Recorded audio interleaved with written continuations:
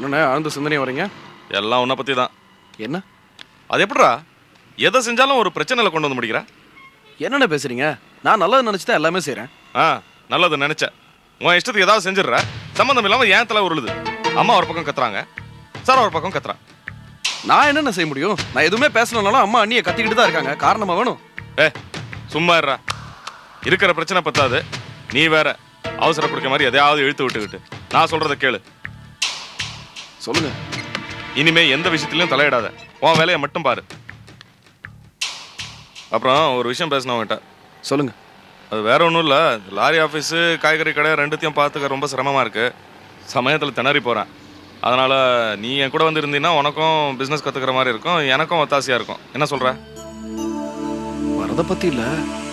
என்ன யோசிக்கிற? இல்லை, உங்களுக்கே சிரமமான வேலைங்கிறீங்க. நான் எப்படி? அதெல்லாம் ஒன்றும் சிரமம் இல்லை. 2 நாளில் கற்றுக் கொடுத்துட போகிறேன். இல்லை, கற்றுக் கொடுப்பீங்க, நானும் கற்றுக்குவேன். அதுக்கு இல்லை, ஓப்பனாக சொல்கிறேனே, உங்கள் பிஸ்னஸில் அவ்வளோ இன்ட்ரெஸ்ட் இல்லை. வர ஆரம்பித்தா இன்ட்ரெஸ்ட் தன்னால் வரேன்டா. அப்படி இல்லைண்ணே, ஒரு வேலையை எடுத்து செய்யணும்னா முழுமையாக அதில் ஈடுபாடு வேணும். அதான் டவுட்டாக இருக்குது. நீங்கள் கோச்சிக்கலன்னா ஒரு யோசனை சொல்லட்டுமா? சொல்லு. போஸ் என்ன வேலை இல்லாமல் கஷ்டப்பட்டுட்டு இருக்காரு, அவர் சேர்த்துக்கிட்டிங்கன்னா இதெல்லாம் பார்த்துக்குவாருன்னு. இப்போ தான் சொன்னேன், அவசர கொடுக்க மாதிரி எதையாவது இழுத்து விட்டுக்காதேன்னு. அதுக்குள்ள புத்தியை காமிச்சிட்டியா? அவனெல்லாம் இழுத்து விட்டுக்கிட்டா அவ்வளோதான், ஏன் நிம்மதி காலியாயிடும். அறிவு கேட்டத்தனமா எதையாவது சொல்லாதடா. கொஞ்சம் பாப்பா செல்வம் எப்படி இருக்க? நல்லா இருக்கேன் சார். என்ன மாணிக்கம், செல்வத்தை பற்றி ஏதோ பேசிகிட்டு இருந்த, என்ன விஷயம்? ஒன்றும் இல்லைங்கய்யா, 2 பிஸ்னஸையும் பார்த்துக்கிறது சிரமமாக இருக்கு. நீ வந்து ஒத்தாசையாருன்னு சொன்ன, இன்ட்ரெஸ்ட் இல்லைங்கிறான். என்னப்பா இந்த சின்ன வயசில் இப்படிலாம் பேசிக்கிட்டு? எந்த வேலையாக இருந்தாலும் இன்ட்ரெஸ்ட் எடுத்தால் தன்னால் பழகிட போகுது. அதானே புத்திசாலித்தனம். இதில் ஒன்றும் கஷ்டம் இல்லையப்பா. இல்லை, கஷ்டத்துக்கு இல்லை சார், நமக்கு சம்மந்தம் இல்லாத ஏரியாவா இருக்கேன்னு பார்த்தேன். இந்த சால்ஜாப்லாம் வேணாம். 10 நாள் பழகினா எல்லா சம்பந்தமும் தெரிய போகுது. நல்லா சொல்லுங்கய்யா. இந்த பாரு, இந்த மாதிரி சும்மா இருந்தேன்னு வச்சுக்க, உடம்பு பின்னாடி வளையாது. ஓ அண்ணா சொல்ற மாதிரி முதல்ல அந்த வேலைக்கு வந்து சேரு.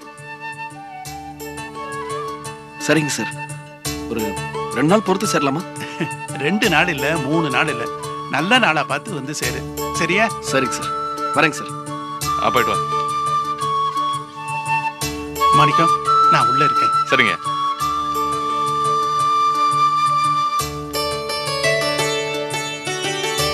அண்ணே.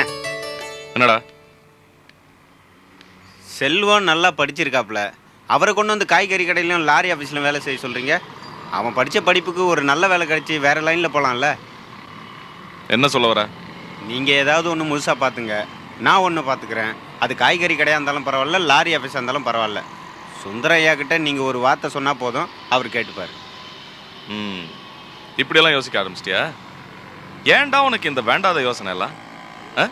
உனக்குன்னு ஒரு லெவல் இருக்கு, அதை தாண்டி எல்லாம் ஆசைப்படாத. புரியுதா?